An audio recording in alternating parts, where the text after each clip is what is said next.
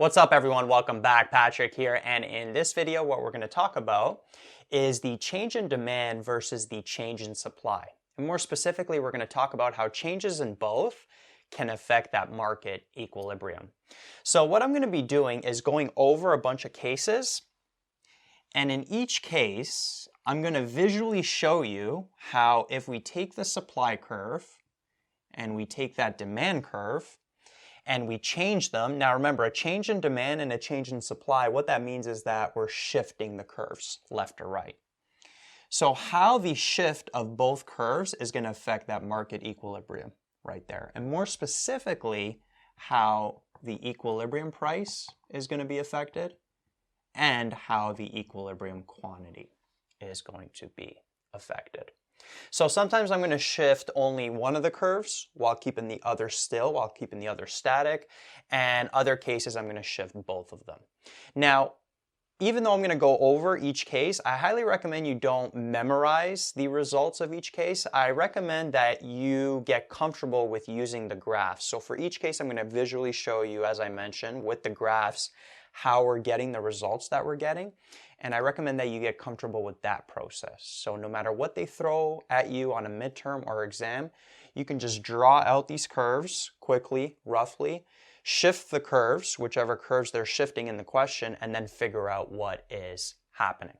So the first case we'll go over is if there's a demand increase and the supply stays as is, so it is static. So we're going to talk about what happens to the equilibrium price and the equilibrium quantity. So as I mentioned, first thing I do, I draw out the curves. So remember that this is supply here. This is demand. And then we have our initial equilibrium price, let's call it P1, and our initial equilibrium quantity, let's call it Q1. And so a demand increase, what does that mean? That means that the demand curve is going to shift to the right, as we talked about in the demand section. So if I take this demand curve and I shift it to the right, this is going to be the new demand curve. Well, that's going to be the new market equilibrium right there. And so notice what happens to the price and what happens to the quantity. So notice that the price increased and the quantity increased as well. And so the equilibrium price is going to increase and the equilibrium quantity is going to increase as well if the demand increases and the supply stays static. Now, case 2, what if we decrease the demand and the supply stays static as well? So if we're decreasing the demand, what that means is the demand curve is shifting to the left. So if we take this demand curve and we shift it to the left, so we're shifting it this way, well, this is going to be the new demand curve here, and then notice this is going to be the new market equilibrium. So what happened, notice how the price decreased. And then what about the equilibrium quantity? Notice that it decreased as well. It got smaller. Right? So if the demand decreases without the supply changing, the equilibrium price is going to decrease, the equilibrium quantity is going to decrease as well. Now, case 3, let's go the other way. So let's keep the demand static. So the demand curve is not going to change. And now we're going to be changing the supply curve. And more specifically, in this case, we're going to increase the supply. So if we increase the supply, that means that the curve shifts to the right. So notice if we increase that supply, this is going to be the new curve right here. Well, that's going to be the new market equilibrium, right? And that demand curve is not changing. So notice this is going to be the new equilibrium price. This is going to be the new equilibrium quantity. So notice that the price decreased. However, notice that the quantity supplied increased, right? That equilibrium quantity increased. Okay, so if there's an increase in supply, demand doesn't change, the equilibrium price is going to decrease. However, the equilibrium quantity is going to increase. Now moving on to case 4, so keeping the demand static still, but now we're going to decrease the supply. So if we decrease the supply, this supply curve is going to shift to the left. So what would happen was we would end up with this curve right here. So we taking this curve, shifting it this way. So this here is going to be the new market equilibrium. So notice what happened to the price. That equilibrium price increased. And what happened to the equilibrium quantity? Notice that it decreased. Right? So the equilibrium quantity here is going to decrease when there's a decrease or a shift to the left of the supply curve. Now moving on to the 5th case, what if we increase both demand and increase the supply? What's going to happen then? So these are more complex cases because we're shifting both curves. One of them is not going to stay static. Now, if you remember from the static cases, when we increase the demand while keeping the supply static, and vice versa, when we increase the supply and we kept the demand static, in both cases that equilibrium quantity increase. And so if we increase both of them, then that equilibrium quantity is still going to increase. However, the equilibrium price is a little bit more of a complex case in case 5 because when we increase the demand, remember that equilibrium price increased, but when we increase the supply, the equilibrium price decreased. And so there's an offsetting effect on the equilibrium price in case 5. So how the equilibrium price is going to be affected, we actually need more information. So more info needed. And it's going to depend on 2 subcases. So it's really going to depend on the magnitudes of both of these increases. So let's say that the demand increase is much greater than the supply increase. I'm going to visually show you in a sec. So let's say that the demand curve shifts to the right a lot more than the supply curve is going to shift to the right. Then what's going to happen to that equilibrium price? Well, we can show it visually. So notice if we got, this is the supply curve, this is the demand curve, this is the market equilibrium right now, equilibrium price, equilibrium quantity. So what we're going to do is we're going to shift the demand curve a lot more than we're going to shift the supply curve. We're shifting both of them to the right, they're both increasing, but this demand curve, I'm going to shift all the way out here. So notice how big of a shift that is. But then the supply curve, this one, I'm only going to shift it to the right by this amount, like that. Okay, so I didn't shift it. I didn't shift the supply curve as much as I shifted the demand curve to the right. So notice that from both of these new curves, that is going to be the new market equilibrium. Well, what's going to happen to the price?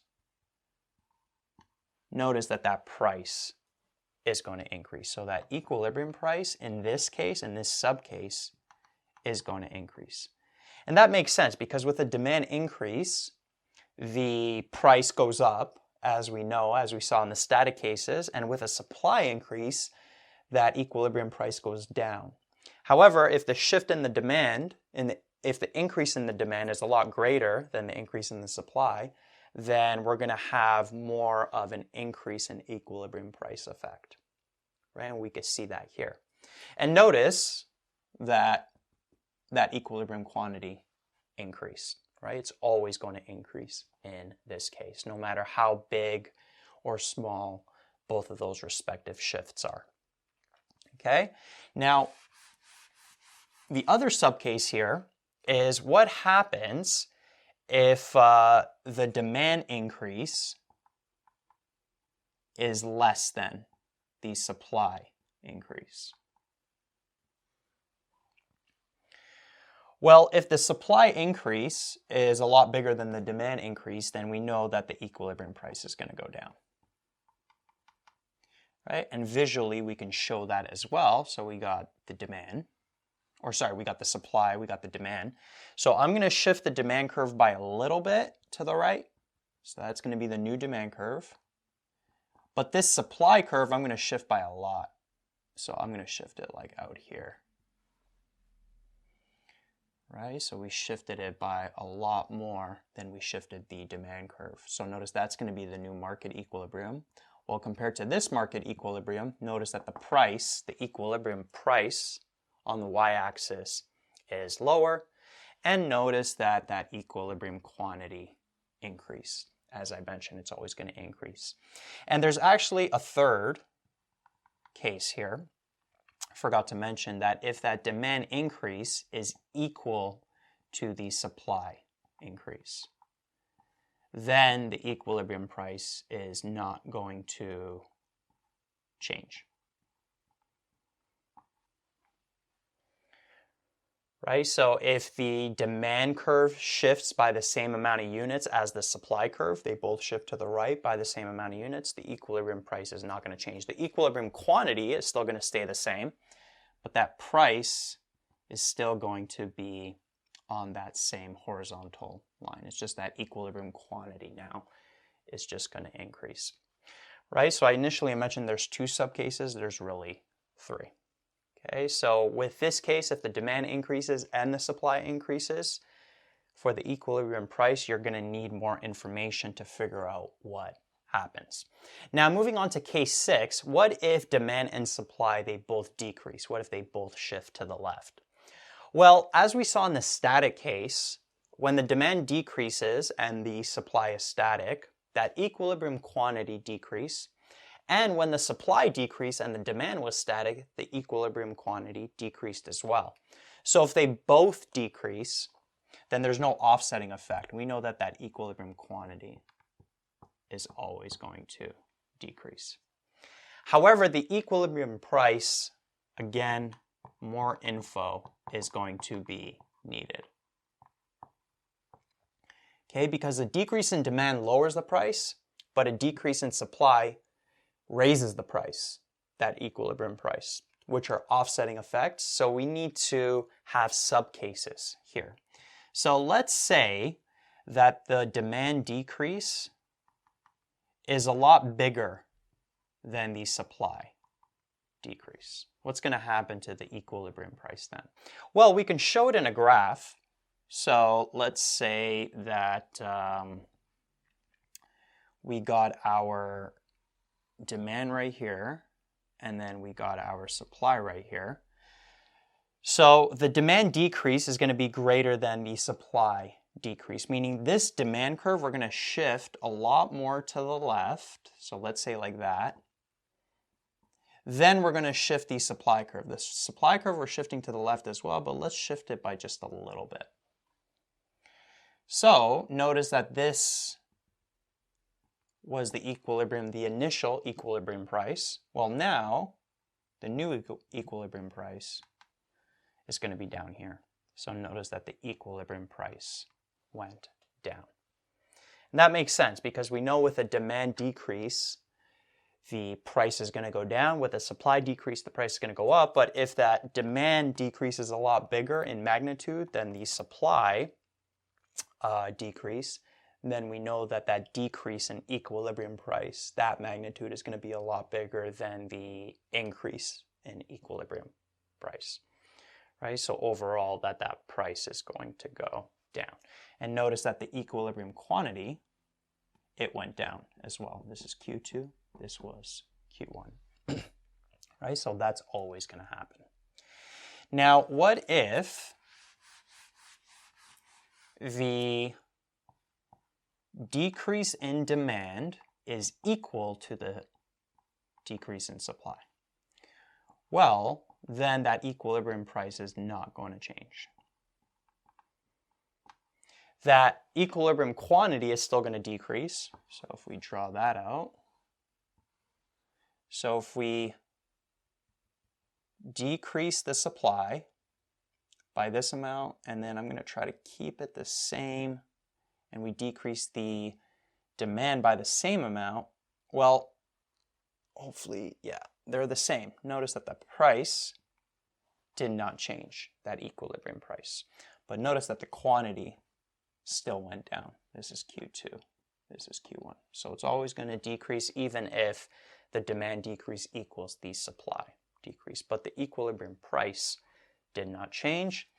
And then, as we know, if the demand decrease is going to be less than the supply decrease, I won't show this one on a graph. We know that the equilibrium price is going to go up. You can try it yourself. So that supply decrease, that shift of the supply curve to the left has to be a lot greater than that shift of the demand curve to the left. You'll notice equilibrium quantity is still going to decrease, and that equilibrium price is now going to increase. Now moving on to the seventh case. So what if we decrease the demand and we increase the supply? What's going to happen?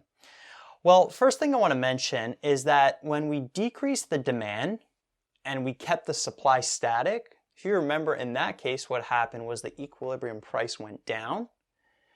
And when we kept the demand static and we increased the supply, then the equilibrium price went down as well.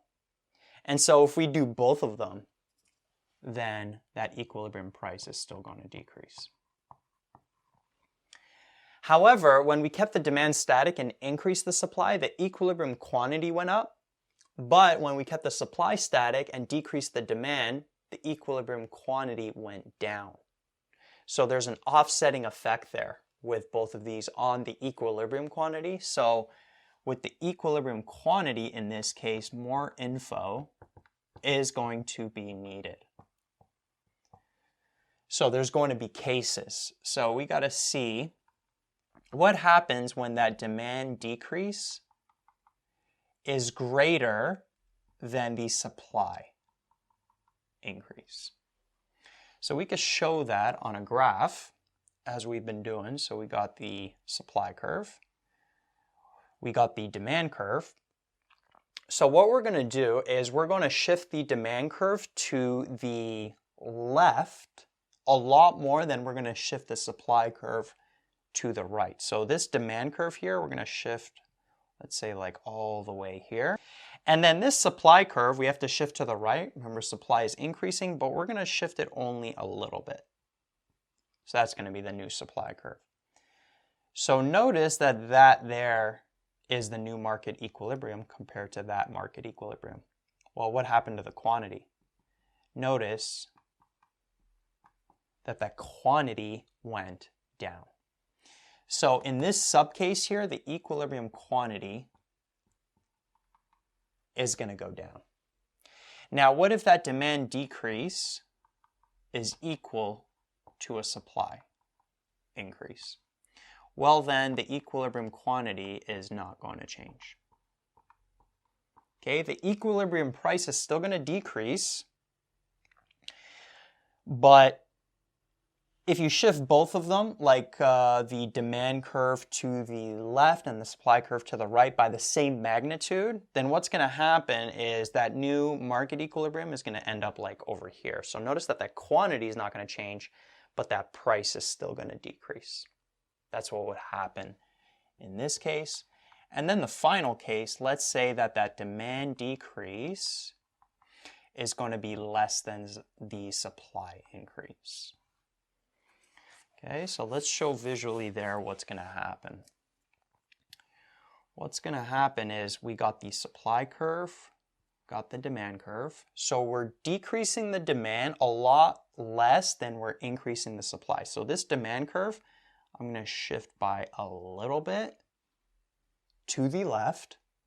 But then this supply curve, I'm going to shift by a lot. So let's say like all the way out here. So that's going to be the new market equilibrium compared to here.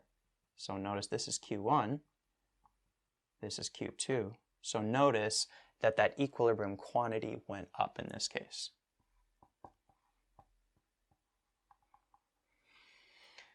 All right, so the equilibrium price always is going to decrease in case 7, but the equilibrium quantity, there's going to be 3 subcases. You got to look more specifically what is the difference in magnitude of that demand decrease versus the magnitude of the supply increase.